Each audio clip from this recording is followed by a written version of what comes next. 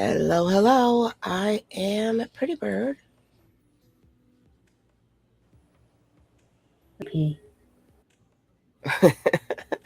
And together we are Pretty Sweet. Welcome to Pretty Sweet Distractions, where we speak unfiltered about life, love, poetry, and prowess. Sit back, relax, and enjoy the distractions in the form of open discussions on artful words. We do have a few itty bitty rules. We are grown up people talking about grown up things using all the grown up words. So if you're easily offended, this may not be your bouncing tea bag, cup of tea, or whatever floats your boat.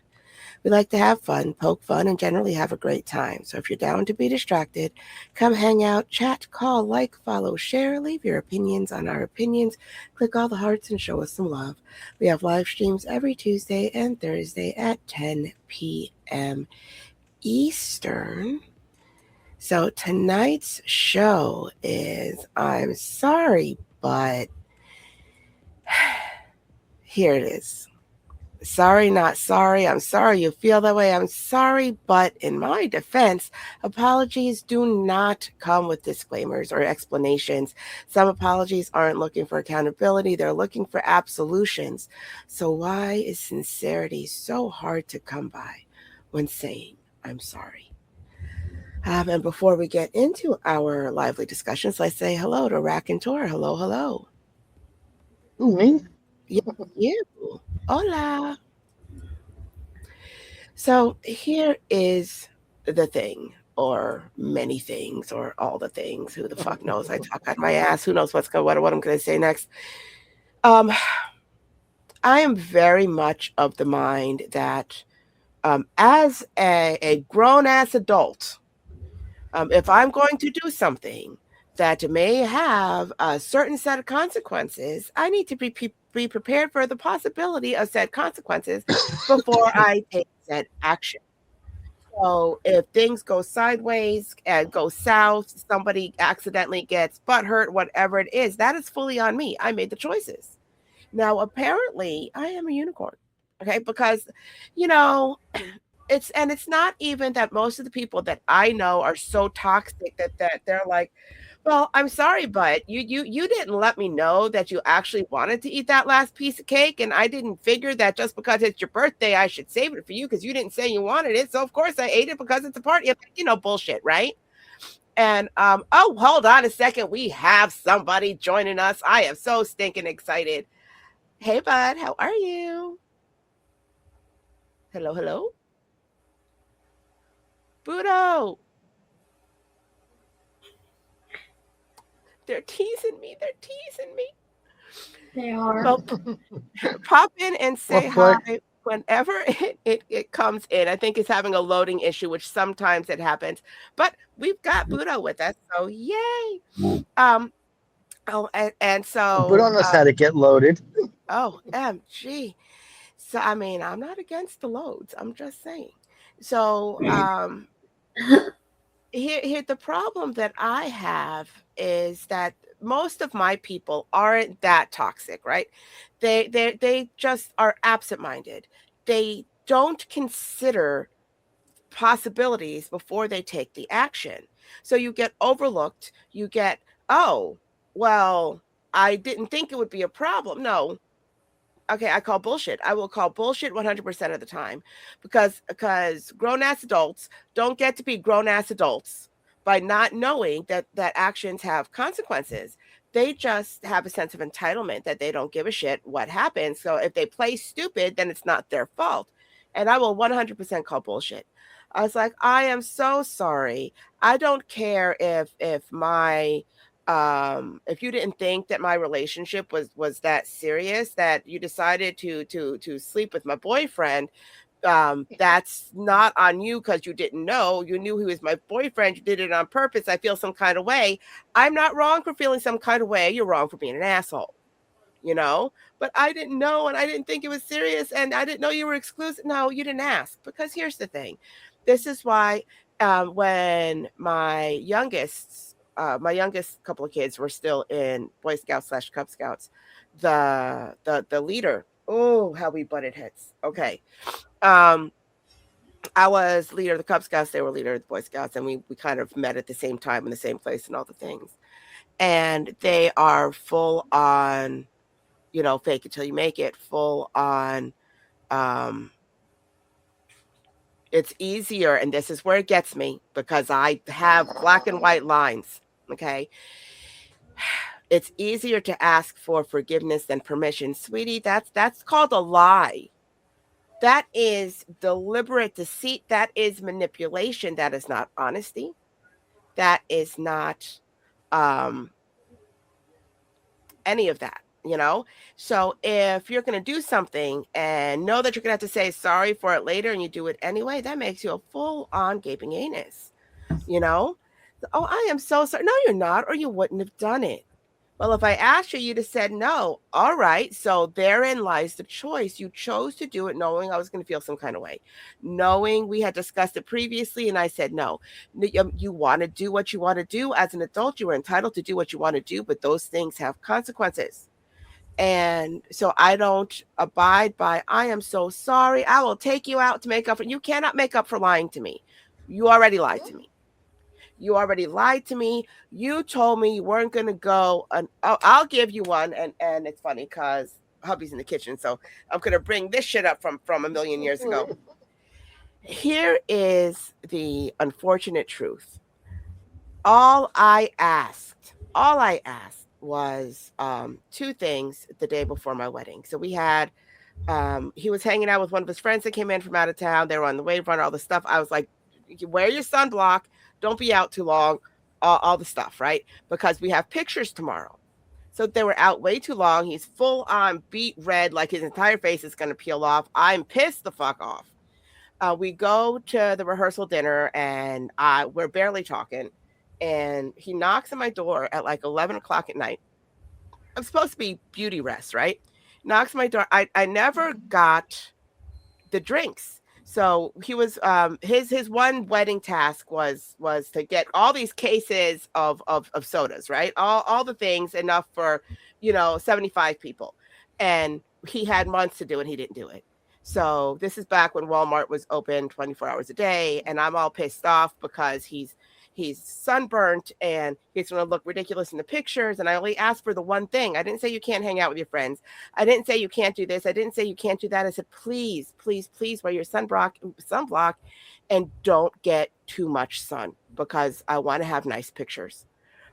And then come to find out he never bothered for months to do the one thing that I needed him to do for the actual wedding. Oh, I was livid, so livid. So we're in the car and we're headed over to the thing. And I stopped him. I said, listen, if you want out, just tell me now. I said, if you don't want to marry me, I don't want you to go into this tomorrow and be miserable. If you want out, tell me. I'd rather you just tell me to my face than play all these stupid games. And he looked at me scared shitless. He's like, no, that's not, I'm so sorry. And I had to sit there and freak out a little bit internally about what I think is going on. Because why would somebody do that? Knowing that I have anxiety, knowing that I had to make all of the favors, I had to make the freaking tablecloth for the cake table because it was a weird shaped table. I had to do all of the things. And he had one job. And I'm just like, I don't. And then his sister comes up to me, you don't have to marry him, right? He's kind of an asshole, right? And I'm just like, that's not fucking helpful. So you have to reevaluate things because adults are supposed to be able to make adult decisions. Actions have consequences. But I mean, I did choose to marry him because, I put in a lot of time training that one. But there is poor Bud. I don't even see, he's like here, but he's not here. Like there's no way to I can't, there's like no volume for him. Like it's not fully loaded. So I see you there, Bud, but I can't do anything. I don't know if your microphone is, well, see, if your microphone was off, it would say muted, but I see you. So, what do you do? There's a difference between people that are clueless, that nobody's ever had to hold them accountable to things, or that they've never done anything so egregiously stupid, or that if you spend a lot of time being single, it takes some customization or some you have to be accustomed to thinking of somebody at least as much as you think of yourself, if not more, and that's a huge learning curve. Now by this time we were together 4 years, that curve had long since passed, so he knew better. But I don't know how to let people get away with things. I will make excuses. I will. I'm like, oh, they must be having a bad day. Oh, well, they're going through a lot. Or, oh, well, maybe I wasn't clear, because I'm so used to everything being my fault, because I was raised with everything being my fault. Um, because my sister was fragile, my brother was sickly, and there I was, healthy as hog. So of course everything was my fault, and because they couldn't yell at the ones that needed more. Also, middle child, I'm just a mess of different Maybe the neuroses. sunblock was expired. Mm-hmm. Maybe it washed off in the water, but so I'm good at looking for reasons why when I care about somebody. Oh, But when those reasons why start feeling like excuses that I make and nobody takes accountability, I only have so much bandwidth before I'm like, all right, and then I just expect less. When I expect less, it's a really quick jump to expecting nothing. And when I expect nothing and I'm better off doing things by myself, which is my whole entire life, by the way. I mean, 99% of everybody, I'm just like, well, I'm tired of asking. I'm just tired of asking. When you host a dinner and family comes over and all these things, what do you want me to bring? Oh, can you bring some sodas? And they bring freaking wine, and nobody brings any soda. I'm like, I don't drink that shit, but then I'll have tap water. It's fine. You know, like why ask me? There's just I feel some kind of way about all these things. They're like, well, it's not that serious, and that's another thing with this. Well, I'm sorry, but they're like, why oh, are you upset? It's not that serious to you. It's not that serious to you. You obviously don't give a shit, or you would have done what you said you would do. It's serious to me, and I told you it's serious to me, and you decided to say, I don't care because it can't be that important. If it's not important to me, it's not important to anybody. I've got friends and family that very much I can't with that. It's not that serious. Yeah, the fuck it is. Or it's not that deep. Sweetie, I have thicker skin than you, and I'm telling you it's full thickness. You know?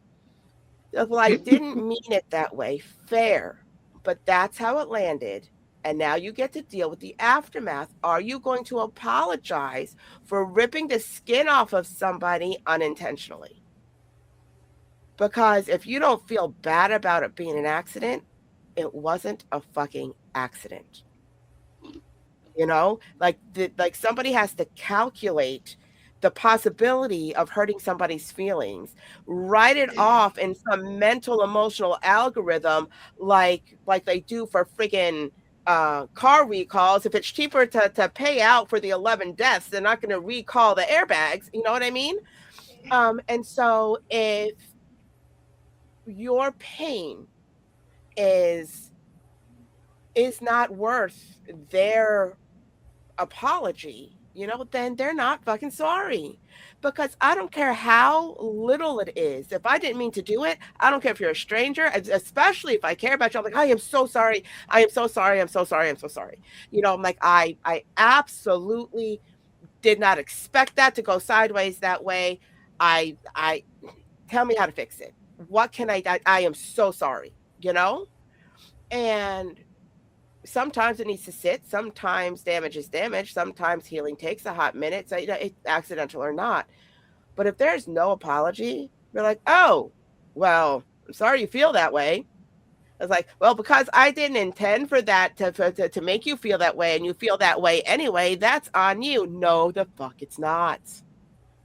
It's just like, well, because I decided not to turn my blinker on, and you decided to step on the gas when there was no car in front of you. Maybe if you didn't step on the gas, I wouldn't have hit you. I mean, does that make any logical sense? Because it doesn't to me, you know?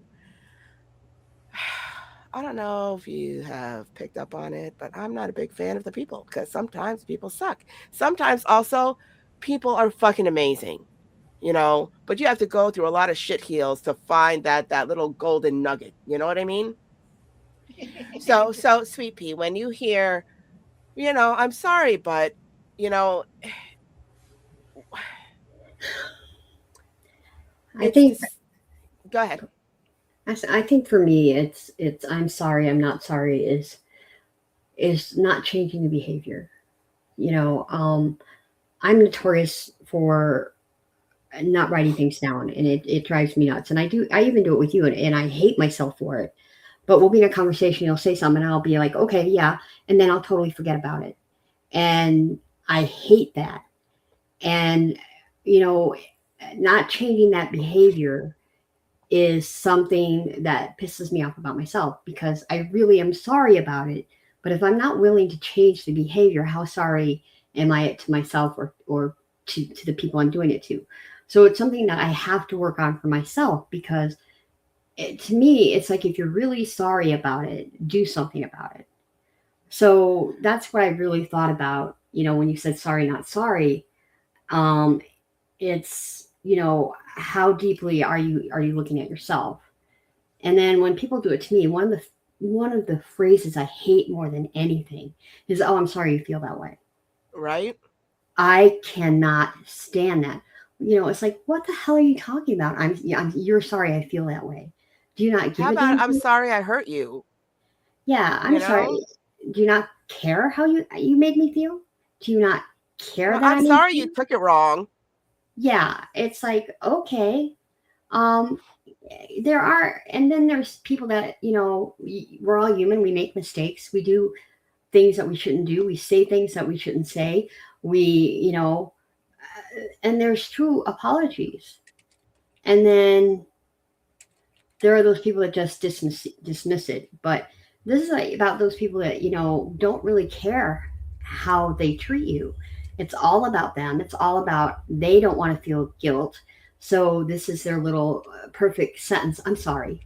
Or they apologize for everything. Oh, I'm sorry. I'm sorry. What are you saying sorry for? You don't even know why you're saying sorry. There's nothing to be sorry about. And it drives me nuts because it's like a band aid for everything they say or do, or everything they think they might say or do.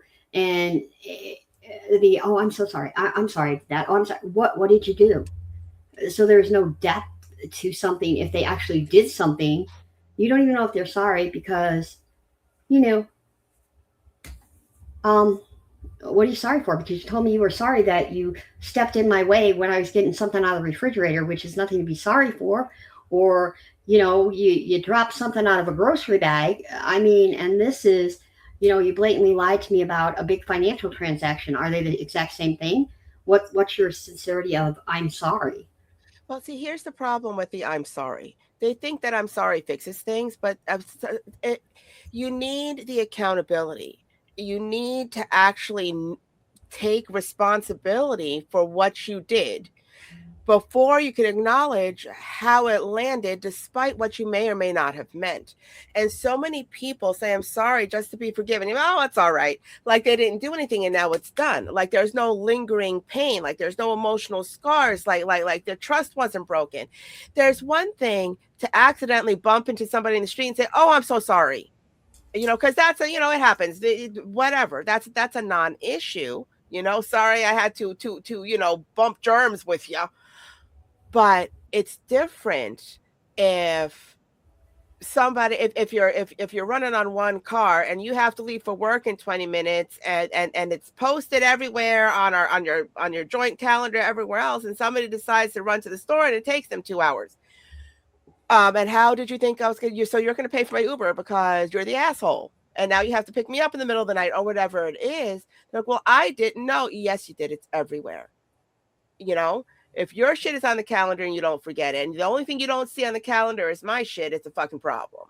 you know and they're like, well, I didn't know. No, you didn't want to know. You turn a blind eye so that you can feign ignorance, so that you can pretend to be innocent when you are absolutely um responsible for your choices. Life does not just happen.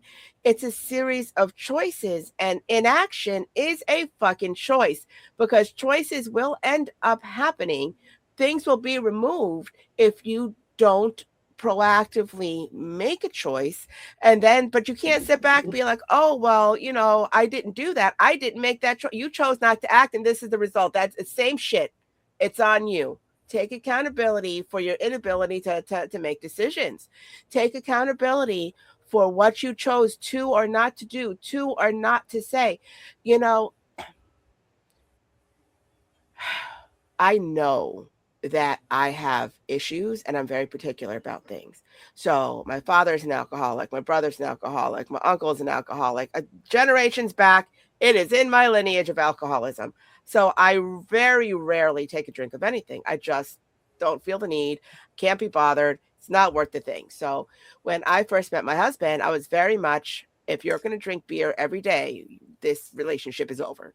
I can't deal with that, because it can go south real fast, and I just cannot.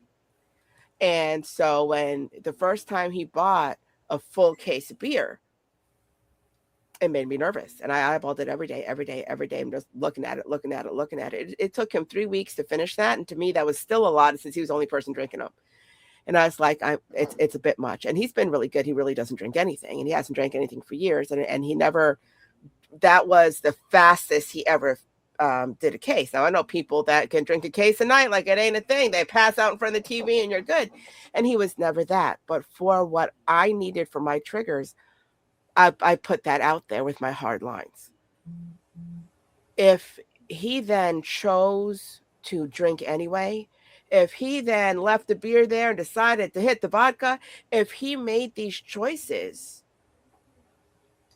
he would have no right at all to be mad if I ended things, because you set boundaries, and people want to test boundaries or push boundaries or be like, well, I didn't know you were going to leave. Yes, you did, because I told you. You chose not to believe me. You chose to think that you were so important that I can't live without you, and I'm going to sit there and diminish myself to make you feel bigger and make all the things that you do against me not count. But God forbid I forget to buy your favorite brand of fucking toothpaste. All of a sudden I'm hellspawn, because there's always a disparity. When one doesn't take accountability, everything is your fault. Every little thing that you forget or that you overlook, they blow it so far out of proportion, and then they use that as an excuse to leave and go hang out places that you say they can't hang out with, because sometimes people fucking suck. And this is why I have a problem, because to me, and maybe it's because I was raised on the stories, I was raised on afternoon soap operas. Everybody gets into a fight with the love of their life and goes to sleep with somebody else. Everybody goes to get drunk at a party and goes to sleep with somebody else. Everybody wants to sleep with this one and that one and this, that, and the other thing. And from a very young age, we're talking like 6 years old, I couldn't understand why that happens. And so I don't do strange. If I am having an issue with somebody that I love, my first response is not, oh, let me go get some strange. I'm like, oh, my girlfriend or my boyfriend is being a bitch. Let me go and, incite another bitch. I don't understand that concept. And then they're like, well, we were on a break. No, the fuck we weren't. And so I have these long, drawn out conversations because I'm that kind of an idiot. I am the talker, and a lot of people have a problem with how much I talk and how particular I am with things. But when you get screwed your whole life because people want to pretend they don't understand the words coming out of your mouth, you make sure they know what you mean. So I'm like, okay, so we are not doing this. We are not doing that. We are not going out drinking if we get into a fight. If you leave the house, be like, I'm going for a drive, I'm coming right back. We are never staying out overnight, and you're never going to go hang out with another woman. And I swear to God, I don't care where you are. I don't care if it's work. I don't care if you're hanging out here, there, anywhere else. If you buy another girl a drink, you can consider that cheating. I'm done. Because the answer is no. Because if I'm not accepting drinks from strangers without your knowledge, you're not spending our money on some girl's anything. You know, it's different if I'm there and you're buying around for me and my friends, have at it, you know? And I get looked at like, that's not cheating, really? So if I buy, you know, if you buy 3 drinks for a girl at a fancy club and those drinks are running $15, so if I buy a $45 bottle of cologne for some guy, that's not a problem for you. Well, why are you spending money on some guy? Exactly.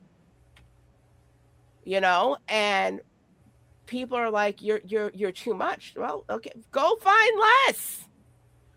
You know? I'm like, then you don't need to be with me. You're not my people. And I love the people in my life. I do. But I will never understand getting into an argument with somebody you claim to love, that you want to spend a life with, and you're just going to go and look for a piece of tail because your butt hurt over something. That's not what love looks like. That's not what love ever looked like. I will just never understand that. And then they're like, yeah, well, you know, it's not my fault that you said you needed a few days apart. That's a few days to not have to deal with you, so that I can gain perspective, so that we can have a conversation when we're calm. Not, I don't want to see you, therefore stick it in every hole you see. That's not the same shit. And people don't want to take accountability. Well, that's on you. You were not clear. Oh, I am so sorry. I am so sorry that I have to spell out in a committed relationship that you're not sticking your wiener in somebody else's anything. My bad. And I can't deal with that. I can't deal with the lies. I can't deal with egregious misunderstandings that are so over the top that there's no way you're that stupid, you know? Um, you know, when people do little stupid things that look innocent to everybody else until they know the backstory, and then you look crazy for calling them out for them really not doing anything. Here's the thing. My husband blew himself up a million years ago. So he had pins in his hand holding 4 of his 5 fingers together. He had stitches everywhere. There's a hole blown out of his shoulder. I mean, I'm surprised his arm didn't fucking fall off. He has 5 days post-op. They kicked him out of the hospital. He's like, I have to get my because he does fireworks. I have to get my paperwork for this last set of shows that I got hurt on. I have to get it in. My guys have to get paid. They have to get paid. So I take him to the office. I'm doing all of his stuff. He doesn't have to do anything, right? And one of the girls that ran trucks for him came in and just kept on touching him, touching his arm. I swear to God, I was gonna beat me a hoe. Now, it's not that she was young or pretty or anything. He was blown to shit, and she is smacking his arm. Can you maybe stay away from the piece of flesh that we're trying to not die and fall off? And so I put myself in between her and my husband, and she's just like, I didn't know. I am so sorry. And I stop. Because what part of you thinks it's okay to touch anybody else's man? Number one. Number two, he's injured. Why then are you going to slap his arm that's in a brace and has pins in it because you think he's funny? Well, I wasn't thinking. No, you're an asshole. And he's too nice. You need to go. And I got looked at like, oh, you're serious? Nah, it is my job to make sure your shit heals. She needs to go, you know? And people are like, well, it wasn't that big a deal to you. You know, I was like, if it is a big deal to somebody, maybe listen to why it's a big deal to somebody. Maybe understand where they're coming from. Maybe take a hot minute to maybe for a second think that there's more to the situation than what you are willing to perceive, because most people have trouble perceiving the parts that make them a bad person or make them feel like crap or make them feel stupid. Well, sorry, you're stupid. Do better. You know, and do I have opinions? Yes. Are we all fallible? Yes. Have I also been an idiot? Also, yes. But the second I realize it, you've all heard me on here. All you guys have heard me personally. I'm like, I am so sorry. That didn't even occur to me. I am an absolute idiot, because wrong is wrong. And it doesn't make you weak. It doesn't make you stupid. It makes you accountable. And if you are accountable for your choices and your actions, then you still earn the respect of people. You know? And you can't be trusted if you lie. You can't be trusted not to hurt me if you don't take my feelings into consideration. And so then I can't trust myself if I still give a crap about what you do and what you say when you don't take accountability for anything. I'm hard on people, and I'm hard on people because I have to be, because I am fragile. I am sensitive, and I am unforgiving, and I love with everything. Flower.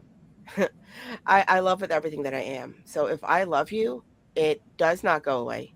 It is always, all the time. Even if in the future I don't like you, that place in my heart will always belong to you. Even if I don't want to fucking talk to you, I will still love you, you know? And so I can't love that hard and expect less, because it breaks me. It has broken me. I learned how to be this level of particular anus through a lifetime of excruciating pain, of not holding people to any level of emotional accountability, to letting people down by just existing, and then knowing that sometimes that happens, and it's got to be okay if at least I am honest and it wasn't my intention, and I try to make amends. And if I'm going to try to make amends, I expect other people in my life to try to make amends, and I get that that's asking a lot. But if you feel like being accountable to the people you care about is a lot, then I'm going to call bullshit on how you feel. Because nobody makes you look bad. You do that shit to yourself. So, high horse, unmounted. So, raconteur, what are your thoughts on? I'm sorry, but I mean, it's the but. It's always the but. Um, I think people crave, like you say, absolution slash understanding. They want to be validated. They want to be, you know, the problem I have with the whole situation scenario is more along the lines of, well, it's done, and it's not necessarily a bellwether for this is the way things are going to be, and this is what's going to happen. It's, well, how do we recover? How do we fix it? And it's fine. I feel sorry and whatnot. And now I have to live with that. But does is it, where does that leave us? It's the aftermath of it that's um, the real damage, the real thing that needs to be addressed, rather than the okay, because like people say, deeds speak louder than words. You have to walk the walk and all those other fun things. So it's like, I there isn't even a way to kind of express it. You know, when you're in the middle of it, people feel like, well, it wasn't intentional. You can absolutely dissect it and make it, on paper show, logically, well, because of this and because of this, it was intentional. But at the same time, the person that did it, doesn't necessarily feel that way, and it's hard to quantify because of circumstances and painting with a broad brush and all that other garbage. But go ahead. well, I was going to say, intention is only part of the equation, because Yeah. I'm sorry that I'm sorry you feel that way. It wasn't my intention. Sounds nice on the surface, but it's very different than I'm sorry I hurt you. How can I fix it? There's an acknowledgement and I'm sorry I hurt you, not deflection. Well, I'm sorry you took it that way. You must think I'm an asshole. You know what I mean? There's a difference, and both of those can fully come with no intent of hurting somebody. But one is accountability and one isn't. And if they're not accountable, if they don't look at you and be like, I see that I hurt you. It hurts me that I hurt you. You know, what can I do? You can fix that. You can work through that. You can talk through that. You can heal through that. But if you hurt somebody and they're sitting there crying at you, and you're like, oh, for fuck's sake, you cry for everything. What is it now? I can't do anything right. What the hell is that? Or if they're like, well, I see you're in a mood, so I guess I'm the bad guy. What the hell is that? If they're like, well, I'm sorry you feel that way. Oh, you're so emotional. What the hell is that? All of that makes you small. It makes everything, it deflects, it dismisses, and it makes the trust not be there. Because if you can't trust the people you care about to be a safe place for your feelings, what the fuck is that? But you're talking about like too. Think of it like me and my Even stupid friendships, even workplace relationships. no. Think of my stupid neighbor. Oh, I'm sorry the smoke bothers you. No, you're not. It's an outright lie. But that's what they're gonna feed you. Well, that's the same thing. I'm sorry you feel that way. There's zero accountability. Oh, I'm sorry that you're going to die over there in your room. At least I don't have to look at you. They don't care. That's the exact point. Perfect example. They don't care enough to change. They don't care enough about your feelings to make an attempt for anything. Out of sight, out of mind. They don't think they're doing anything wrong because you don't matter to them in their daily life, because they have no respect. I mean, listen, if they're chain smoking like a beast, they have no respect for their own life. How are they supposed to have any respect for yours? And they are shitty ass people who don't know how to take accountability for their own shit. Oh, is it going to be inconvenience to go smoke in the smoking area out in the snow? Well, you don't want to smoke in your apartment because your husband on oxygen might die. Oh, but you're going to sit there and blow the smoke so it goes into my face underneath my door, and if I die, it doesn't matter. She's an asshole. But it's the same thing. I'm sorry you feel that way. Is zero accountability, sucks to suck. And there's a lot of that now because respect has gone out the window. I mean, it's hard to find people that respect themselves. And if you can't respect yourself, how then you can respect anybody else? How then are you going to respect other people's boundaries if you don't keep your own boundaries? How then are you going to gauge anybody if you don't hold yourself accountable to anything? I don't understand these people. But then, that also goes hand in hand with entitlement, which sounds wrong. You would think that entitlement would you would have some sense of self-respect, but it's not self-respect, it's self-aggrandizing bullshit, which is different than narcissistic tendencies, which is different than being a narcissist, because all this shit sounds similar and it's not. But you can look all that shit up on your own. The unfortunate truth is, I'm sorry, but anything that follows that negates the I'm sorry. I'm sorry that you feel some kind of way means that no, you're not. You just feel some kind of way and I'm the bad guy. It doesn't come with disclaimers. Here's the thing. We all do stupid shit. Things get away from us.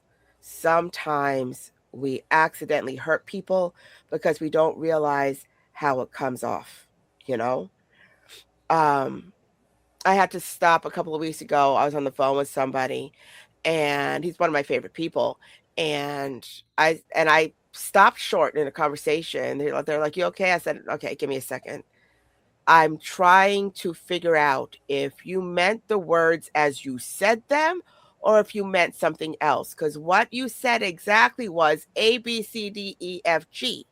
He's like, "Yes." I was like, "So did you mean it like that?" He's like, "Well, what I meant was," I was like, "Yeah, see, that's totally different." But it has taken me a decade of realizing that he says shit that triggers my defensiveness. And so I take it um, without nuance, you know? So I learned through a lot of pain to stop and be like, before I get pissed the fuck off at this shit, what did you actually mean? You know? And and that's a hard thing for people to do. It's a hard thing for me to do. And I overanalyze everything. So for those of us that are not analytical minded, you take it for what it is, you know? Be like, oh, okay, here's the thing. My husband was like, yeah, no, you were real cute, you know, when I met you and then we went to the beach, yada yada. No, you were real cute. And I'm like, cute? I was cute? The fuck is cute? You know? Because he's like, yeah, well, you were never hot. Well, fuck you too.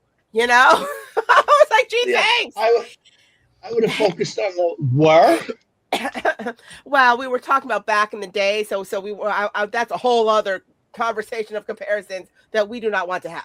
And so back when I was at what I thought was my hottest, he was like, "Yeah, you were cute."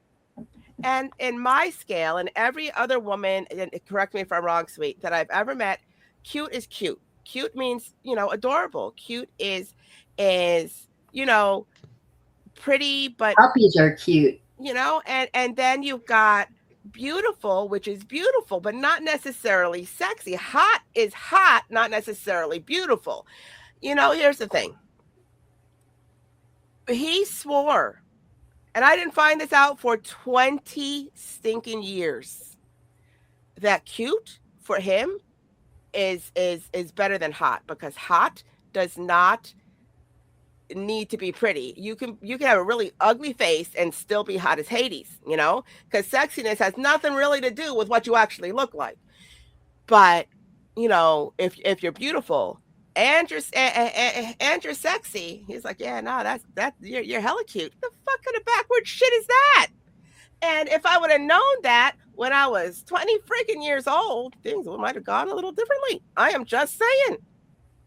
Because we all gauge things differently, but we think that we're all using the same thing because we use the same words, but they're completely different descriptions.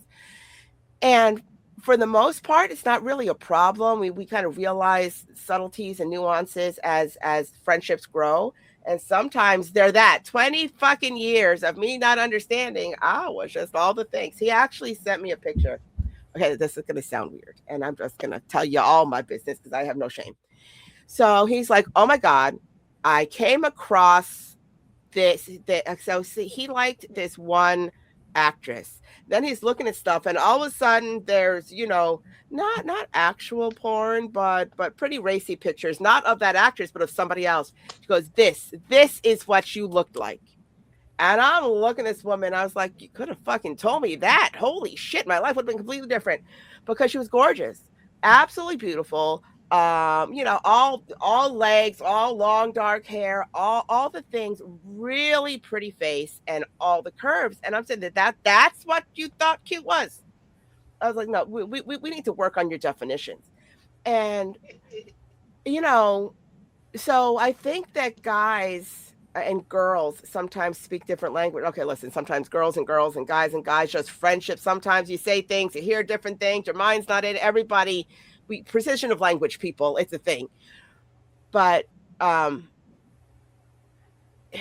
think we owe it to the most important relationships in our lives to maybe break some things down, because I know a friend of mine who hella cook. I was like, listen, I will buy you the groceries, cook me dinner. I love you, because You know, when you have somebody who loves to cook and they cook really, really well, and you want to eat and you'll do all the dishes, you just you don't want to have to cook, and you can't cook like that anyway, right? And his wife was like, yeah, he does a good job. That's not a good job. That's chef quality. What the hell? I don't know what he did to that fucking sauce, but I swear to God, if I wasn't married, I'd marry him. You know? And I was like, that's not, oh, he does a good job. I was like, because to me, when it comes to your people or people that are in your life, whether it's work, whether it's family, whether it's friends that become family, it's easy to criticize. It's easy to try to guide. It's easy to want to offer advice. You know what's not so easy? Being honestly positive, being telling somebody they're amazing and meaning it.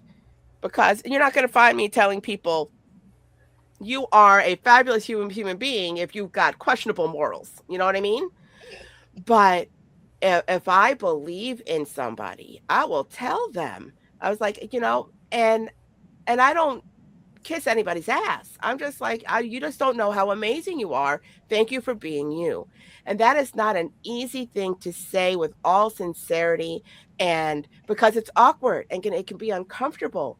But one of those can erase 10 of the, well, I'm sorry that you feel that way, you know, from somebody else, because it weighs different, it hits different. And when it is honest, whether the apology is honest, whether the praise is honest, it matters. You know, sincerity freaking matters. You can respect truth. You can grow through truth. You can learn through truth. You can never trust a fucking lie, you know? And there is no clean slate. Okay, this is what I don't. Okay, I am on a freaking roll. All right. I can put up with a lot of little shit. Like I said at the beginning of the show, I will make the more I love you, the more excuses I will make. You know, well, you know, I know that they've gone through this in the past and this might have triggered the thing, and I'll give them a conversation and we can talk about all the stuff when we're calm, and I will, you know, I will give all of the chances if I can believe the reasons, right? Until I can't. So long as it's not an outright lie, you know? So long as it's not an outright lie, because once you can lie to me about small things, I can't trust any of the big things. Because if you're going to lie to me about why you're 10 minutes late, then how am I going to trust that you're going to say you're where you said you're going to be the next time you leave?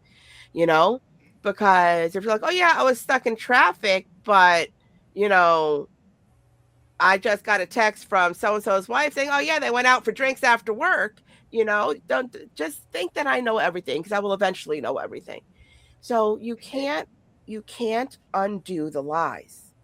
It creates a new baseline, and you can only make so many excuses through that before it wears it so thin that you fall through the bottom and there's nothing left to stand on. And then they're like, well, why can't you just forgive me? It's not about forgiveness. It's not about forgiveness. It's not about thinking they're a bad person. It's about our own safety. It's about trying to protect our own emotions, because when we're standing in the penthouse and we fall to the basement, nobody's there to pick us up. We have to heal our own bones. We have to heal our own trust. We have to do what we need to do. And sometimes pieces get left on the floor and we get smaller and smaller and smaller, and we break easier and easier and easier until there's nothing left to break. And they're like, wow, you've changed. You think? And when we remember who we used to be, who we want to be, and who we are, damn it, they're like, I don't know what you know, what got into you, and I don't know this, and I don't know that. I don't like this version of who you are. Oh, because I'm not putting up with your bullshit. Oh, my bad. It's a lot. And those are the same people that for the rest of their lives were like, well, she's a bitch. And, you know, she's so unforgiving. No, you're such a fucking liar. You know? I was like, dude, I am not the one who is not going to tell everybody everybody's cheating. I'm not going to tell people you're with me if you're not with me. I'm not going to tell I'm not gonna lie for anybody. In fact, I will. Okay, let me just put this out there. I am so honest that if you tell me you're lying to somebody else, I will think less of you, and I will tell you to your face that I will think less of you. Um, because if you're fine with lying to somebody else, like it's not a thing that you, and there's no shame in that, then how do I know you're not lying to me? I've got issues, and I'm okay with my issues. They keep me safe. But here's the thing. If nobody asks me anything, depending on who you are to me, I may not outright tell them anything. If they ask me outright, I will not lie for you, you know? But it takes a lot for me to be like, let me tell you this shit that I know. Because you know, a lot of times it's not my place. I mean, I'm not going to let my friends get hurt, and I am full on you tell them or I will, but I would like to think people will step up and do the right thing. And this is not me being holier than thou. This is me having a um almost anaphylactic response to untruths. It makes me sick to my stomach. I have a very visceral response to perfidy, you know? And maybe that's just me because I am hard on people.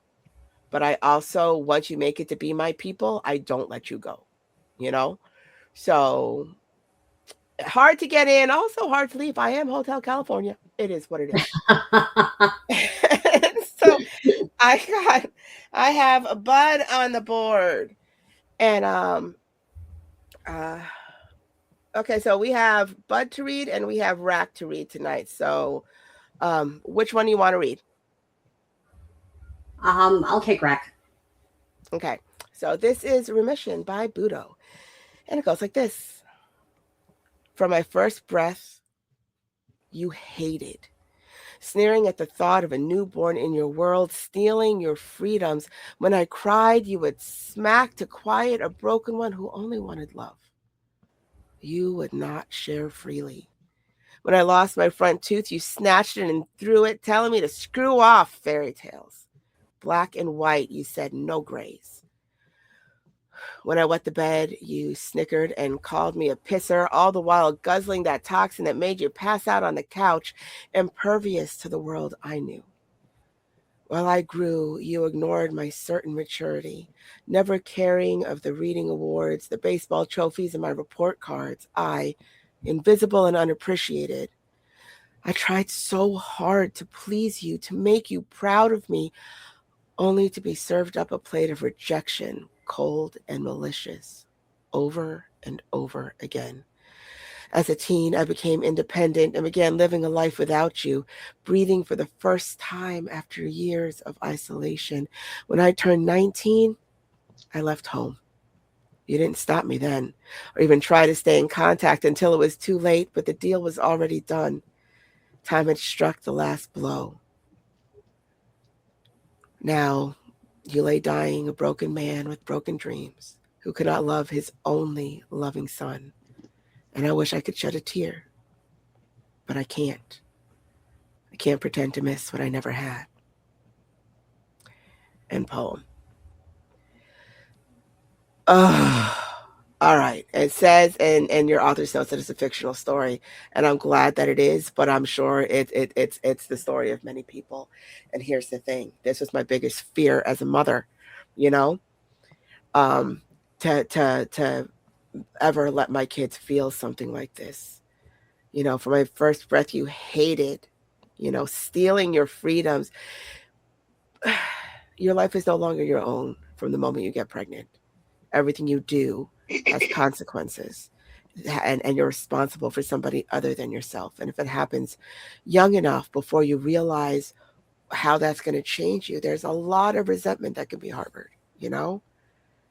But this is abuse, all of the things. You're just, it's almost like, okay, so frontal lobes and whatnot, mid-20s, okay. So the younger the parent, the more likely they are to assimilate being a parent more slowly. You know what I mean? Not that they don't love their kids, not that they can't be a good parent, but that they haven't had a chance to be who they are to then roll over into being that mom. They're still figuring out them, and now they have to figure out them. And what the hell is this little creature that came out with no instructions? It's a lot. And sometimes it's sink or swim. And sometimes people don't get over it. And sometimes people rise to the occasion in stellar ways. And this story breaks my heart because I know these people in several different factions of these people, some that got over it and some that didn't. But I tended to gravitate towards, and it's usually the guys because apparently I've always been that way. I don't make friends with girls easily. And the friends that I have made that I call true friends, I've known my whole life. I kind of keep them with me. They once they're my family, they're my family. But guys are a lot easier. They don't hide things well enough. They're a lot easier to understand. They're a lot easier to see. It's just a lot more, it's just an easier road to traverse.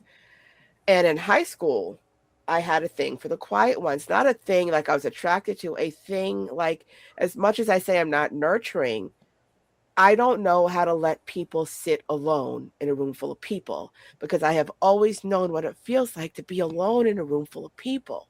And if I can help that, even for a minute, I do. But the first time, especially in adolescence, people feel seen or chosen or acknowledged, something magic happens and they lighten up a little bit. They are almost willing to believe they're more than what they are taught to believe at home. And it can be this wonderfully cathartic thing, that little seed that they hold on to, even if it takes years to sprout. And I never looked at it that way when I was 14, 15, 16. But in hindsight, that's exactly what that was. I just didn't know how to let people that looked visibly alone or uncomfortable stay alone or uncomfortable. You know, it doesn't take much to make somebody feel included. And I don't know how to make people or allow people to stay feeling lost in their own shadow if I can help it. And so this poem feels like so many people that have passed through my life. And not that I'm some, saint or angel or I helped all these, but I'm sure I didn't make a lick of a difference half the time, except for in those 5 minutes that I took to acknowledge them. But sometimes it lingers. And it's a hard thing when you're supposed to, your parents, of course, your parents are going to say you're beautiful, that, that's their job. And if you don't even get that, which we all kind of think is the bare minimum, it feels like you're nothing because I don't have to tell you you're nothing to treat you like nothing. And when you learn to stop looking for acceptance, affection, or anything at home, you don't expect it from anybody else. And you don't trust it when you find it for the most part. And for being a fictional piece, this has a profound weight to it that feels like absolute truth. And it is an honor to have read that for you. And here's the thing, in this is, if anybody ever apologize, this is an absolute sorry, not sorry. This is, do you feel bad? That's on you, I was like, that's not my fault you suck, and which I have absolutely said in jest to to my friends, because when it's said in love and jest, when you absolutely don't believe it, it's funny as shit. But yeah, I'm the kind of person that always has to follow that up with, I'm kidding, right? Because I don't ever want them to think that that's real. But this was seriously powerful. So, Sweet Pea, your thoughts? I love the whole gist of this poem where when I lost the front tooth, you snatched it and threw it, telling me to screw off fairy tales. As in, there's never going to be anybody here for you. You're on your own from what is it, 6, 7, you lose your first front tooth. Just accept it, be a man, do what you got to do. And it hardens so much. And you kind of learn right then and there, you're already invisible. And you work as a child so hard to, hey, I'm here. And you're not seen. And you keep working and you keep working until, you turn old enough to go, I'm not getting anything here. I'm out of here. And you make something of yourself. And then you realize you have a father that's laying and you don't even have a tear to shed. Not because you're the tough guy, but simply because you don't want to be there. And I can't pretend to miss what I had never had. And that's on him, not on you. And I know how close you were to your father, so I knew this was fictional from the start. But it's a great story because I think it holds true for so many. It's really, really a great write, Budo. Great lesson too. So before we go to Rack, let's say hello to Hatter. Hey, Hatter. You hear me? I Yeah, we can hear can. you. Let's turn your camera Oh, off, though. okay. How do you do Let me that? see. Where is it? Yeah, I got you. Give me a second. There you go. There you go, Hatter. Cool. Looks like there's another one going on. Okay. What's up, guys? We are getting comments for Bud's poem, and then we're going to do announcements, and you'll hear all the things. Yeah, I'm sorry I missed Titus's tribute. You did not. It is Saturday. We will get to that in the announcements, though. So, Sweet Pea, you finished comments. No, I that's my comment. I just really enjoyed it because it's something that I believe a lot of kids go through and adults go through. It's kind of a give and take, and they take a lot from you and expect a lot at the end, and sometimes it's hard to give back.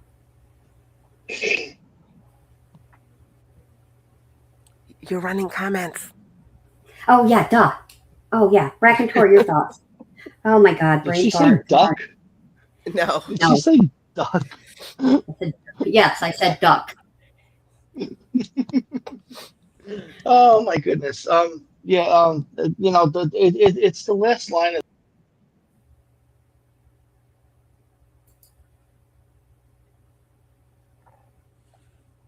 Oh, we lost you, Rack. You're coming back, though. Give me a second. Lost that. Okay, there you are, Rack. Sorry. You said it's the last line? wow. Well, you were just in and out all over the place. So I don't know if that is your internet that decided to be all crazy. Rack, are you Sorry, back? bud. There you are. I don't know. Am I I? hear ya. Yeah, I keep getting oops, connection lost. But you're here now. So you said it's the last line for you?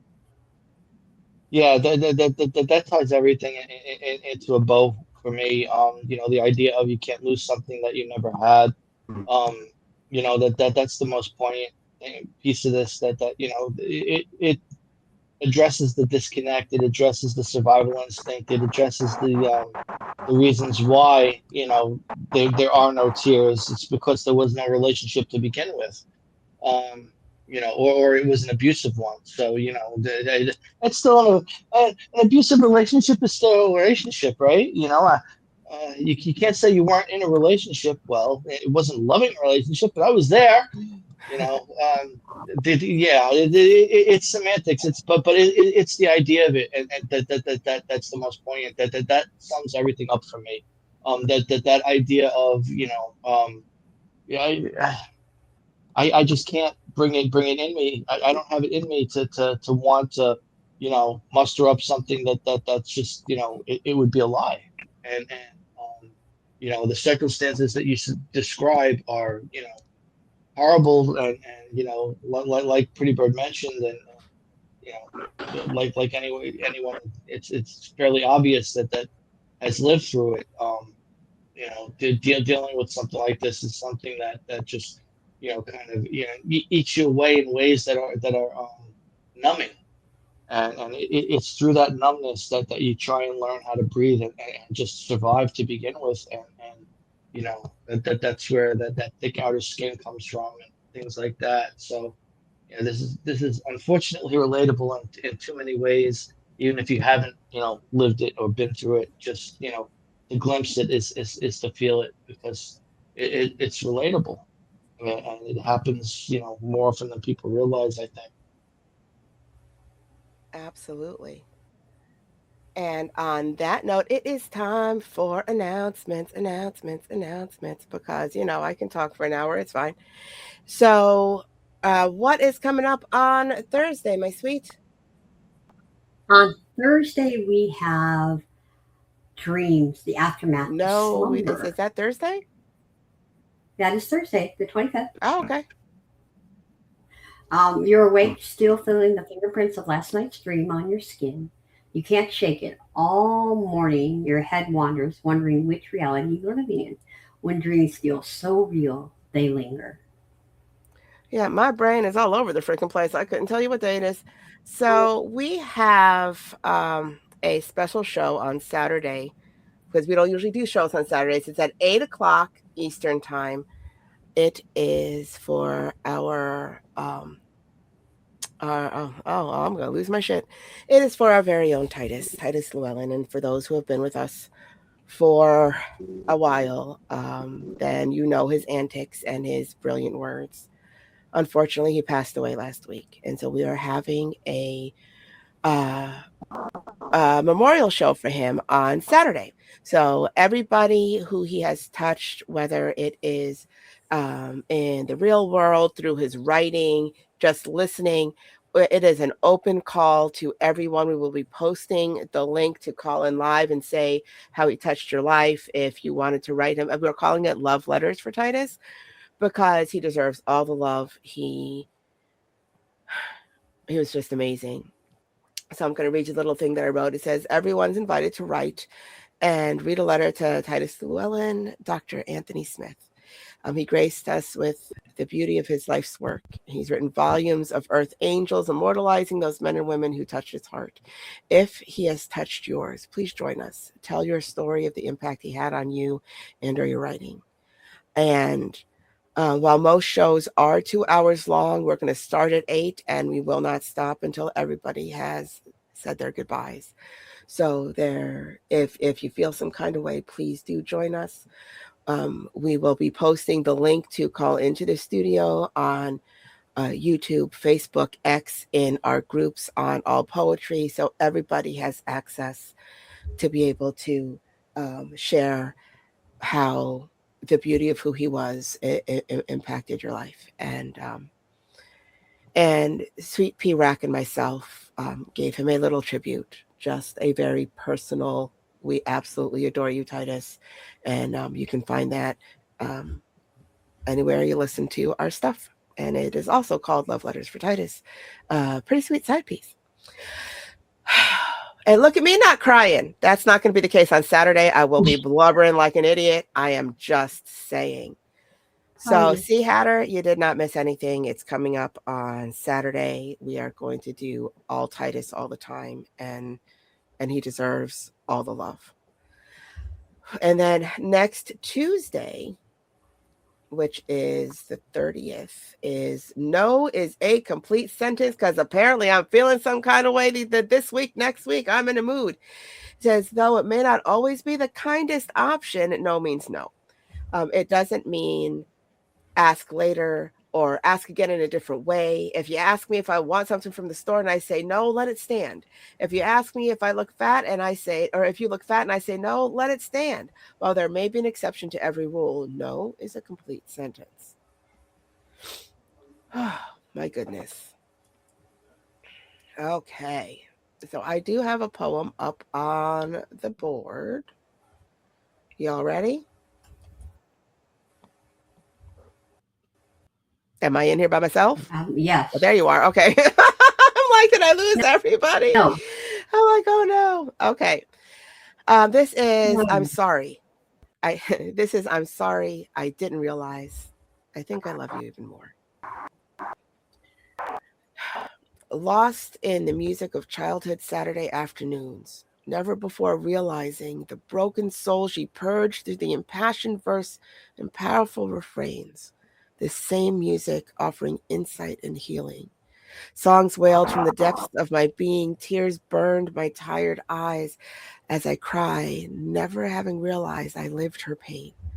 I am living it now through my own wounds, wounds I borrowed from her broken heart. End poem.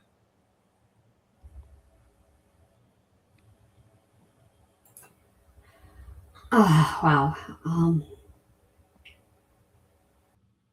As I cried, never having realized I lived her pain, wounds from her broken heart. It's gorgeous.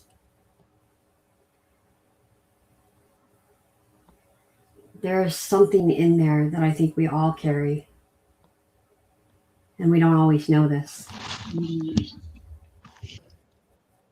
That we sometimes get passed on the things from our moms, and we don't realize it.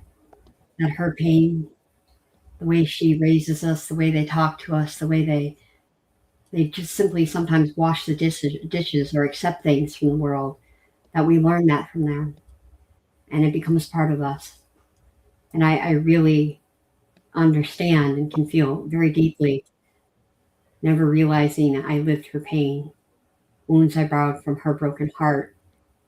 I truly feel those words. This is very deep, and I gotta say, I can't say that I enjoyed it as much as I felt it. Your work sometimes is enjoyable as a poet and hits personal as a person. So, Rack, your thoughts? This makes me think of the unintentional learned behaviors from being around people sometimes.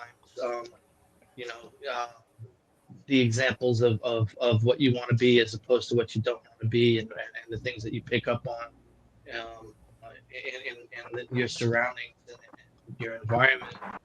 So yeah, it's tough to see, and it's not easy to realize that that the same things that affect the people that you love and care about are reflected in your reactions also. Even if you don't realize that you're picking up on those emotions, and you're kind of feeding off of them, and reflecting them in your own growth and life. So yeah, this is very impactful and very touching. Thank you.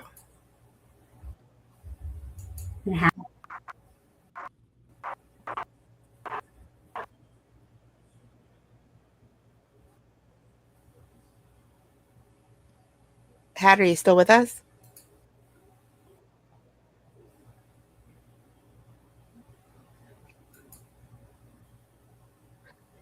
I mean, he looks like he's there, but I don't hear anything.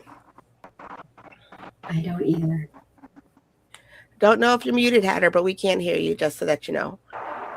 So, yeah. So my mom on Sundays, okay, so my house was a big old mess of shit. At like 6 o'clock in the morning, my father would start with his freaking Hank Williams and Patsy Cline as loud as all get out, right? So you've got the crazy over here. And then across the house, my mom's got, salsa music or her old love songs, her heart-wrenching old Spanish love songs. And, you grow up with these things, and so you end up loving them too. But it isn't until my mother passed and I happened to hear one of the songs in rotation, because YouTube does some sinister shit, let me just tell you what. And so it played one of these songs from like when I was a kid. And I'm listening to the words of the song, and I'm remembering all the times she's just sitting there cooking or doing and just being quiet. And I take after my mom, so not really a quiet bunch in my house. So she'd be sitting there quiet, and I'm sitting there going, these lyrics are heartbreaking. Okay, I don't know if that's a TV or what's going on. Yeah, that sounds like a TV. Yeah, so we're gonna mute him. And so when you realize that, yeah, but it's not even showing me who that is. Howdy, Heather.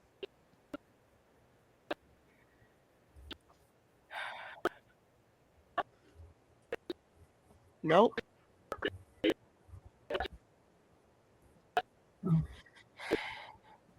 You hang up on Heather? It's not Hatter. So It ain't me. It ain't me. Yeah, that's driving me nuts. We got to figure out what that is.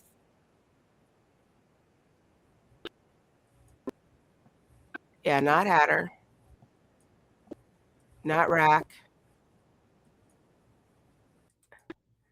I do believe it's you. Who? You? No, I'm not anywhere near a TV. Watch. Nowhere. I'm gonna mute it. No. So what is that? Look at the music that's playing. I bet you it's a recording, a commercial for. No, there's no music on. Nothing is doing anything.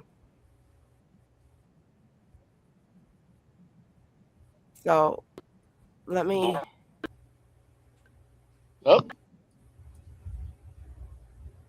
Oh, okay. Well, I went ahead and I put Hatter in the green room and he got disconnected. So maybe it was him, but I turned his entire speaker and everything off. It wasn't reading anything. Huh. Oh, studio glitches. Anywho, it wasn't until after she died that I'm sitting there going, this song is breaking my whole entire heart. And this is what I grew up with. And how sad do you have to be? Because I do it now. I will listen to a song. Doesn't have to be a sad song, but sometimes I'm in a mood, and over and over and over and over, I will play it, driving everybody in my house nuts. And it is something that I got from my mom, but the mood that I have to be in to do that, I'm sure is similar to the mood she was probably in when she did that. And it's half my childhood, and my heart broke when I realized that that's how she processed pain. And I missed the whole fucking thing because I didn't even understand it until I recognized it in myself. And that didn't happen until after she died. And I feel like I missed this entire part of who she was, like, inherently, you know what I mean? And also kindred in all the weirdest ways. So there's that. But I do have you on the board, sweet. So whenever you're ready. Okay. This is called Bitter Love by Sweet Pea.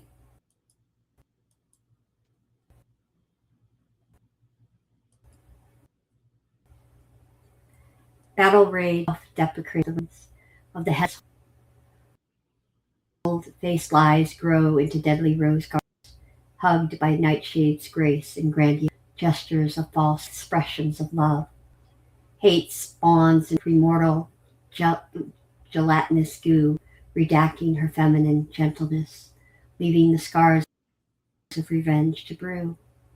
Forgiveness forges falsehoods of security as moons from his Italian sweep into her. Pretentious believers scream saviors that never come. Optimus Opus sings ghost notes of melodies of happiness, where when she emotionally dies within her walls, inside the mask hides all the tears she cries and pulls.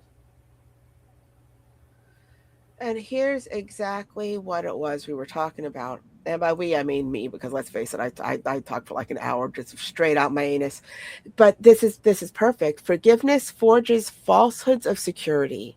That is the exact thing, right? Because you want to believe in the best of people. You want to believe that the people that we love are still the people we fell in love with. And I don't care if that is friend. Okay, listen, it's a universal love. It doesn't necessarily have to be romantic, because I love my friends. There are people that are just family, and they matter. And sometimes it's those relationships that aren't romantic that we feel safest in, the ones that we lean on when we're having issues, the ones that envelop us in an unwavering belief in us, or that how they see us is what we hold on to with all that we are, so that we have something to believe in ourselves when somebody else's um heartlessness strips it away. But we want to believe the best in people.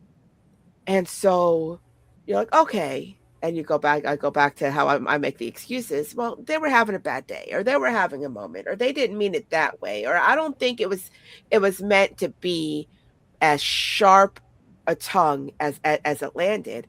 Maybe I'm also having a day, so maybe I just didn't take it right. All of these things that we step over to get to the good, to believe the good, to believe the gentle and the kind and the thoughtful. And when we do, the blades come out again. And then you're sitting there, dying within, because nothing really changed. Nothing changes. We forgive and it weighs on us, and we forgive and it weighs on us, and we hope and we hope and we hope, but it doesn't allow us to heal, because the truth is that sorry, not sorry isn't sorry at all.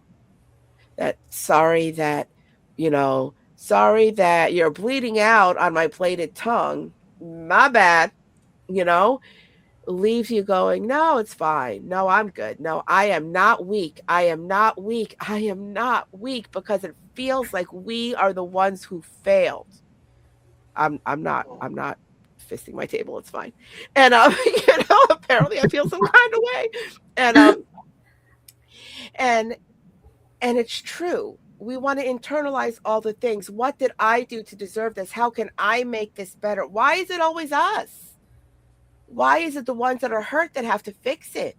Why is it the ones that want to be hopeful have to make the excuses? Why aren't the ones that do the damage the ones that are feeling bad? Why are they the ones that are making amends? Why aren't they groveling on their knees, begging us to forgive them for whatever kind of stupidity fell out of their face or the choices they made? Why can't they just mean that they are sorry? And that's the difference between taking accountability and not, because if they meant it, and they act like they meant it, they don't just say that they don't just say the words. It's not just lip service. If they can make us believe that they mean it, if they try, even if they backslide a bit, if they try, honestly try, not pretend it didn't happen, like it's a clean slate, then maybe it'll heal into a scar that is thick enough to stand on, and you're back on solid ground. But those falsehoods of security are not a safety net.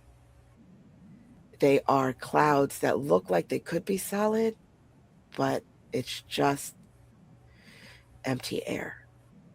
And it's heartbreaking. So, Raconteur, your thoughts? Yeah, this makes me think of a different poem that I should have given you for tonight. Oh, yeah.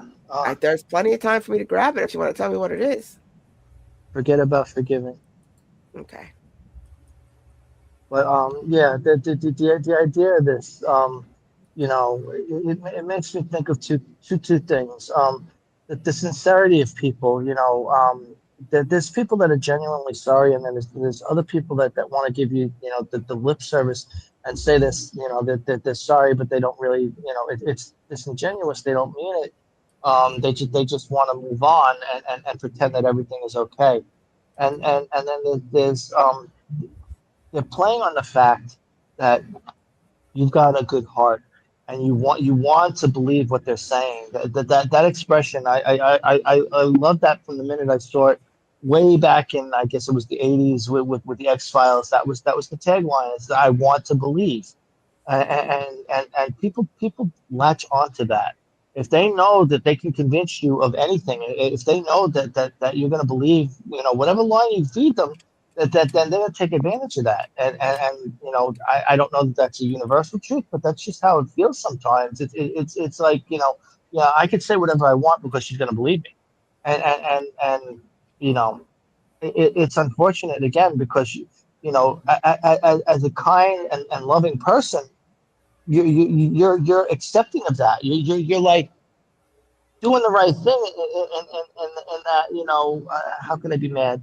Not so much blaming yourself, but just like well, we're only human. Things happen, and then you get shit on for it, and that's just horrible. I mean, unfortunately relatable again, but the way things seem to play out sometimes, it's just yeah, it's painful and it's visceral, and I get you. So you are up, Rack. Do you want sorry or do you want the other one? I think after that the other one's better. The Because, we're catering to your shit. sorry. You're fine. All about you now. Oh, my goodness. All right, Sweet Pea, whenever you're ready to read them. Okay, let me paste him on the board. He's on the board. No, he's on the private chat. I'm putting him on the other board. He's on the board. Refresh. That board, yes. I'm putting him on Restream. I got it. Forget about forgetting. He's on Restream. I got it covered. Putting him on private chat and Restream. Okay, I'm crazy. It's good. Forgiveness is a myth. When our transgressions are like zombies, they refuse to die, living like spectrums amid the shadows of memories, yet ever present although unseen. Drinking in those moments we shared, intoxicated by the fermented truth, heedless of the inevitable hangover, threatening to decimate all that remains, setting sail over choppy seas, trying to weather the journey ahead, uncertain if the life raft is seaworthy, or that the anchor will only ensure that we drown. Eventually, the salt water collecting the foundation turns to rust, slowly eating away what I once believed to be unshakable, causing the collapse of everything around me, leaving me to piece together what I cared about. Derelict in the rubble of the aftermath. End poem. I remember this one. I mean, it's going to be some shit when it starts. Well, forgiveness is a myth. I call bullshit. And here's the thing. When our transgressions are like zombies that refuse to die, like living specters amid the shadows of memories ever present, although unseen. And here's the thing. Because I could want to forgive you, but it has to be earned. It's not an automatic clean slate. If there isn't actions that follow, if you're like, well, okay, and then they're going to do the same shit or act like it didn't matter, or then treat you like you don't have the right to still feel some kind of way because you said you forgive me. Asshole, You still did it. I'm like, it takes time to heal. So I can choose to forgive you, but you have to allow room for me to heal. And it's not a straight line. It's sideways. It's choppy. It's messy. It leaks blood on everything. It's going to feel some kind of way for a while. And if you did the damage, you don't get to feel put out by my slow healing. If you did it and I keep on popping stitches because you keep on making me do all the emotional heavy lifting, maybe don't do that. Maybe baby the stitches. Maybe do everything to prove to me that you're not a liar when you said that you apologize. And it ebbs and flows in both directions, and it is taxing. It is exhausting. How many times can you apologize for the same thing? One time. Apologize one time and then act like you mean it forever. You know? I don't need you to say I'm sorry after you said I'm sorry. I need you to act like you're sorry. You know? I need you to actually be sorry. But if I don't feel like you mean it, if you make me feel small after I said, okay, I'm going to choose to forgive you. I just need you to give me time to heal. And then you make me feel bad because I still feel some kind of way. That's not healing. That's how it lingers, you know? And then you sit there on both sides of that because it sucks on both sides. If you're not 100% deliberately malicious, it sucks on both sides, you know, because you want to be forgiven and you don't know what else to do. And I'm just like, oh, sweetie, it's called emotional, restitution or retribution or both or whatever, where if you're going to steal my trust, you're going to have to pay me back tenfold over time. And if you miss a payment, we start back at the beginning like you paid nothing. And that's just what healing looks like, you know? So You learned that from American Express, didn't you? no. But it's true. And people think it's a one and done. I said, I'm sorry. I did, what more do you want me to do? But, all the things. I want you to do everything now until forever. Amen. Because here's the thing. If you are choosing to share a life with somebody and you make that vow forever, then if it takes for fucking ever, make it up to me for fucking ever. That's what you signed up for. It's not, a moment, it drives me fucking nuts. But when you were drinking in those memories, and then I love this, intoxicated by the fermented truth. And here's the thing, because as we know, all the intoxicating things that we imbibe are fermented. But vodka starts as potatoes, and that's my favorite of all the starches, and the potatoes and the corn and all of the things that make all of the things start off healthy. And then they rot. And then you feel some kind of way. And if you stay in that moment, eventually it'll poison you to death. And it's a hard place to be because that can be a very fast transition. It can be a very slow transition. And that transition doesn't necessarily change that baseline of affection. So it's a hot mess of shit, because to me, no part of love is hate. Okay. But that to me is very different than I love you. I don't like what you did. I love you. I cannot look at you right now. Give me a minute to settle into my pain. Give me the opportunity to try and love you through whatever this is. But I'm going to need a hot minute. It's different than I love you, but I hate you right now, because no part of love is hate. That hate is pain.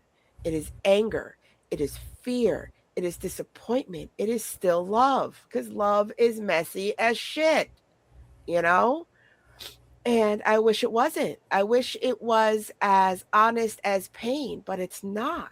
It overlaps every other emotion, pain and sadness and joy and anger and all of the things.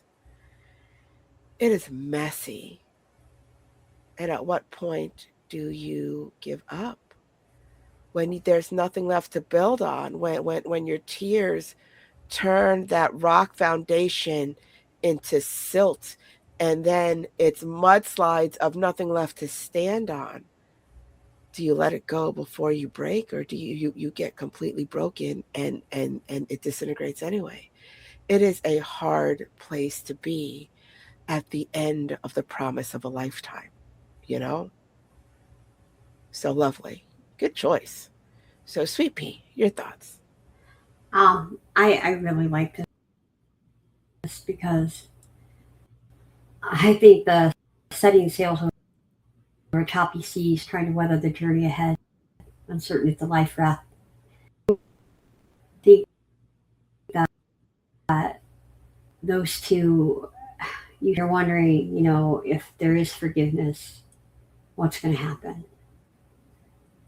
Is it going to be, something I can battle through, and everything's going to eventually come out, barring everything, kind of like Pretty Bird said, if I forgive you, if I can heal, the scars are there. Or if I do, are you going to completely drown me again? Are you going to take me down that road and I'm just not going to make it through? And those two sentences right there is really forgetting about forgiving is right in those.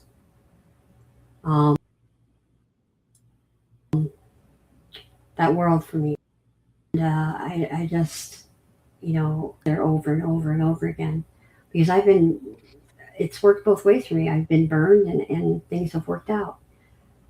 But I don't understand why, any of us should be. They say forgiving is for yourself and not for them. And I sometimes wonder about that because I don't know. Sorry, Buddha just made me giggle. And I'll let you know about that. He said that he wanted to hug you over this poem.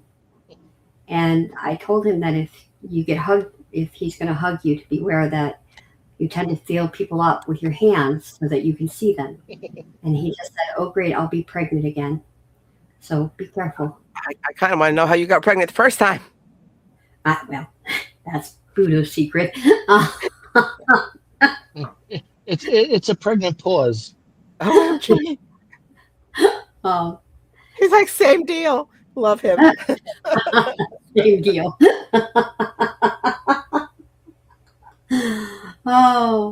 But yeah, it's a powerful piece, right? I'm easy, sleazy. Oh my God. Pluto, you crack me up. Hey, listen. I don't know if you noticed, but you're in the right place, my dear. You're in the right place. Yes, please be as easy and sleazy as you need to be. Oh, that's fabulous. But yeah, Sleazy was the eighth dwarf. OMG. Sleazy was the eighth dwarf. Yeah, that's why Snow White never came out of the cabin. Okay. OMG.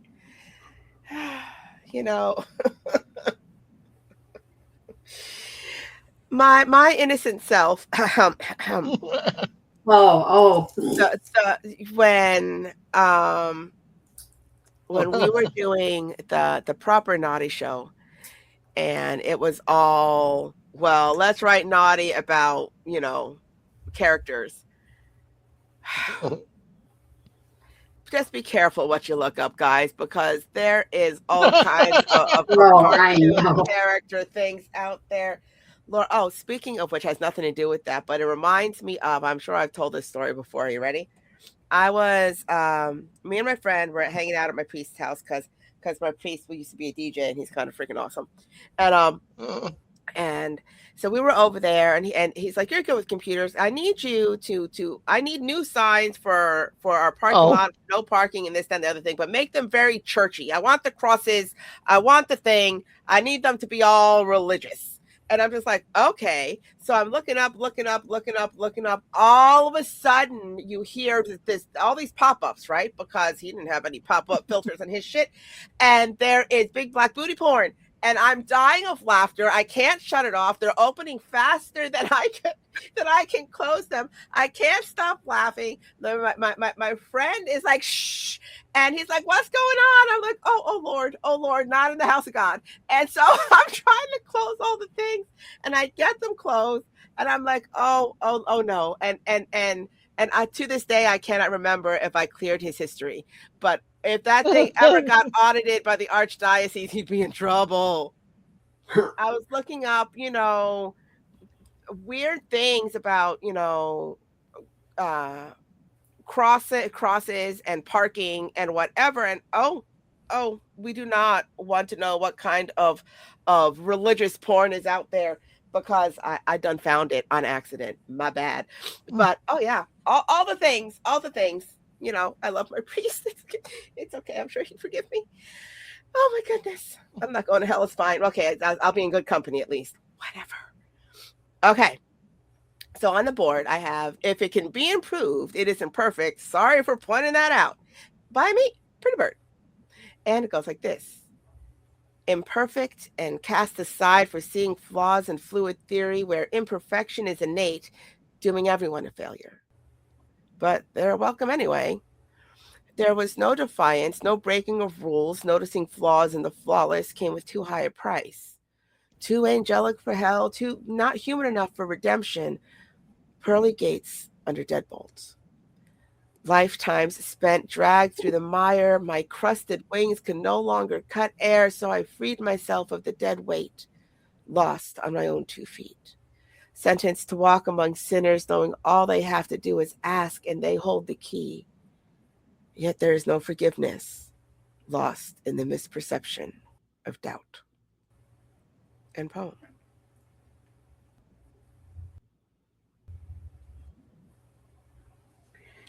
God, I love this. Too angelic for hell, not human enough for redemption, and the pearly gates are under deadbolt. Well, damn if that doesn't describe a couple people I know, to include myself. So I freed myself of the dead weight, lost on my own 2 feet. There is so much that is tongue in cheek and yet so very real. Sentenced to walk among sinners, knowing all they have to do is ask, they hold the key. Yet there is no forgiveness, lost in the misperception of doubt. Because the fallen angel is never forgiven. He's the one that started hell. And, we all are all imperfect. But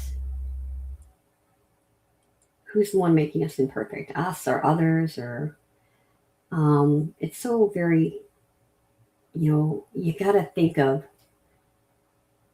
those that don't fit the mold, those that are, quote, normal, but what is normal? We can improve and we can get better, or we can't. We can be forgiven or not forgiven. There's just so much to dive into in almost every line here. But I absolutely love that stanza. And pearly gates under deadbolt. That's fabulous. So where do I go? I guess I'll just stay here and walk among the sinners, because that's where I belong. Excellent, right, Pretty Bird? Racontori, your thoughts? Oh my goodness. That last line sums everything up beautifully. That doubt is a killer. To me that goes back to that other thing that I keep quoting. Is I want to believe. If you can't believe in something, then there's no foundation. There's no basis of anything to hang on to. It's all smoke, and you can't go on like that. You really can't. The imagery in this is stunning. The cutting off your wings. I mean, I imagine that there's a graphic in there of an angel with no wings or ripped off wings. And if there isn't, there is in my head. So there it is. The idea of this, though, the whole basis, the whole foundation for any kind of working relationship between two people, whether it's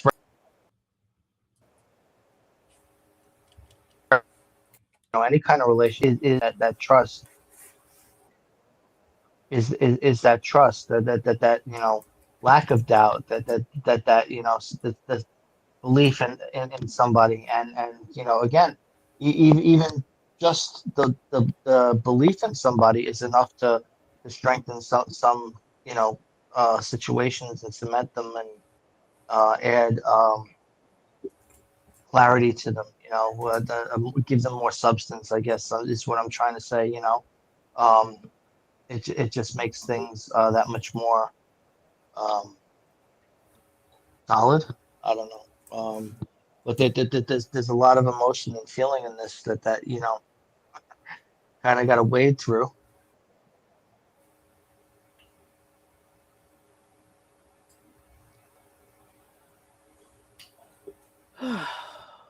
I've got sweet pea up. Yes. You know, not to be a pain in my ass or your ass or anybody else's ass, but Titus has a poem called White Lies. Ooh. Yes, please. Okay, you're already on the board, so I will put them Okay. up after you. Okay, this is called Before God and Man. Glass shattered mirrors leave shards of life behind. Reflections of ugly tears stream down a dying face. Evaporates into a large rage of blistering hate. Flames of amber flicker through the fabric of time, leaving scars of hope burned on the hands of time. The echo of laughter mocks a life of happiness. Safety was a charade in the arms of the charlatan. When love goes wrong in the hands of another. I need the warmth of your breath to melt the chill creeping into the cracks of my skeleton. Pleading for a second chance, my knees bruised, my self-esteem impotent. I continue my self-torture, playing mother and martyr, victim and fool. With malice in my veins, I tried to pretend there was love in the end, a fairy tale lie. As you before God and man, you made me invisible. End poem. And that goes back to the being invisible in a room full of people. And it's the worst feeling. If y'all haven't felt it, I don't wish that you do. Because it's different than being in a giant crowd of people you don't know, because who gives a crap? But when you are in a room full of people that are supposed to love you, and you are overlooked, you are dismissed, you are forgotten, and they don't even notice, especially if you're the one that notices everything, fixes everything, gets everything done behind the scenes quietly, because you're not, oh, look, I did the dishes, because you just do the dishes because dishes need doing, because, grown up. It's a hard place to be. And then you end up with malice in your veins, you know, trying to pretend that it was real, that it had to have been real, that if it wasn't real, I wouldn't have been in this mess in the first place. And how could I believed all of that if it was untrue? But it didn't feel untrue. And either I can't trust me, or I choose to trust me, meaning that if I can trust me even a little bit after all of this, then it had to be real. But then if it was real, what did I do to make it not real? What did I do to let them know that it's okay? Because we don't ever say, you did it, you're malicious. It's, we must have brought this on. And even if we don't believe that logically, emotions are irrational, Hence I need the warmth of your breath to melt the chill creeping into the cracks of my skeleton, even though they're the ones who broke the bones to begin with. It's a hard place to be, because love and pain are not mutually exclusive. If it was, nobody would stay with anybody that physically abuses them, mentally abuses them, emotionally abuses them. If you make me cry, I'm leaving. And here's the thing. Because we are fallible, because we are human, we understand mistakes. We understand imperfections. We can forgive an awful lot if you can make us believe it's true, you know? But sometimes enough is enough, and you can't delude yourself into thinking that, once okay, twice okay, however many years okay. And then you sit back, you shake it off like a wet dog, and you're like, wait a second. This is a lot on the side of bullshit, and not so much on the side of trust. And then you're just like, oh, well, all right, then you just turned me into an asshole. Fuck you. Because you get to that point where you hate yourself enough that you feel bad enough that you don't want to feel that anymore. And you may not be able to control how you feel about somebody else the way we would like to. That's why it usually gets the better of us. But at some point, we can control how we choose to see ourselves. And it takes a lot to get to that change if it's something that's a change for the better. Changes that are not necessarily for the better, when we feel small, that's a slow drip of erosion. But, enough pain, and we're just like, fuck this. But it takes a lot to get there. There's a lot of poems tonight that are just seriously just mired in all the bullshit of life. God awful. So sorry. Boy, do I know how to pick them. So, Raconteur, your thoughts? Yeah, the idea of this of almost being made to feel the fool because you believed and what you held to your heart and um reevaluated, being made to feel like what was once cherished is now uh, tearing you apart, um is is what I get from this. So that the idea of investing in something and then having the rug yanked out from under you, it's just, yeah, it's just ouch. Absolutely. So I Thanks, have Val. Titus up, and this is from June of 2013. So it is 13 years ago, and this is a Paolo Kamatatu sonnet. It is a lot of math, and there ain't no way in hell. so so it's a sonnet that's not like a regular sonnet, just so that you know. This is White Lies by Titus Llewellyn. And I say no way in hell because there's a whole grid chart of how the hell to write this thing on here. And the answer is not today, Titus, not today.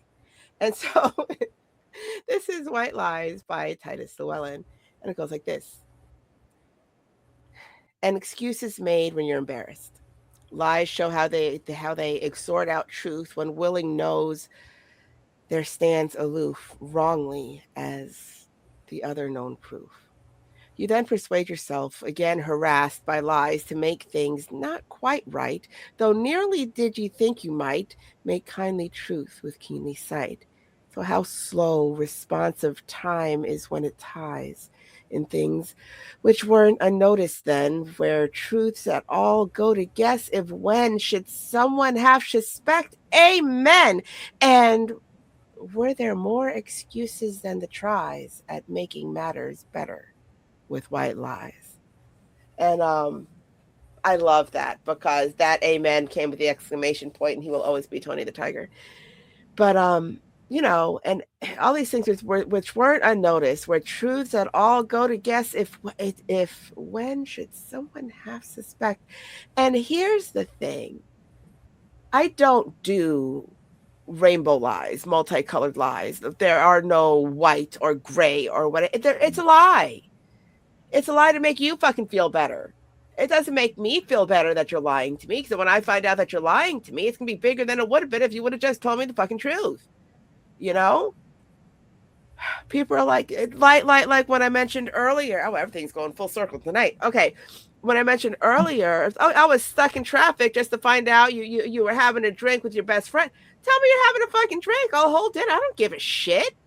But don't lie to me, because that's, it's like, well, I didn't want to hear any shit in case you were in a mood. So you're choosing to be an asshole. That doesn't make it better, Or the whitest of white lies. Do I look fat? I mean, sometimes the answer is you are fat. Don't say that to people. It's not okay. So, you say another truth. You are beautiful. Fat has nothing to do with that. I was like, I think you look amazing, because if I think you look amazing, again, your size has nothing to do with that. It is still true. It is still honest. It is not a lie. But if somebody says, do I look fat? Oh, sweetie, you're a supermodel. Oh, bullshit. Okay. I'm like, rein it in, Casanova, because I know that is not charming. I'm not stupid. Shut the fuck up, you know? It's like, I don't need you to tell me what, oh, this is a big one. Oh, here it is. Ready? Insights forthcoming. I don't ever need anybody, ever, not once, ever, to tell me what they think I want to hear. I don't care what you think I want to hear. You're probably wrong. I want to hear whatever the answer is to the question that I asked, in all honesty, good or bad. That doesn't mean be mean. It doesn't mean soften things. It means just answer the question on its face. Don't sit there and tell me bullshit, you know? If I am asking you, you know, do you like my shoes? Because if I buy a pair of fuck me heels and I think they're sexy, but the guy is going to use them as handles doesn't, I'm not wearing those fuck me heels because they're not going to lead to the actual deed. You know what I mean? Nice So shoes. listen, sometimes all it takes is a good strappy sandal or a good platform stiletto, or you know, for me it's my red with white polka dot slingbacks, because there's something 1950s and Minnie Mouse about them that does some kind of weird magic, because it is what it is. And so, you know, but if they don't work, then okay. I let one of my nieces wear one of my 5-inch patent leather wingtips for her Alice in Wonderland Halloween costume when she went trick-or-treating with my kids and us, when she was staying with us when she was 18. And my husband is like, they're hers now and forever. I can never look at them again. Yeah. And I was like, well, if I would have known that, I wouldn't have let her wear them, because I love those fucking shoes, but fine. But you know, that's what honesty looks like. I mean, had he not been open about that and just been like, oh, all right, maybe I'll just take these off, it would, you know, why lie? Why fucking lie? There's just, it doesn't save anybody's anything. And this is going to lead back to me going, this is why Prince Charming is fucking Dracula.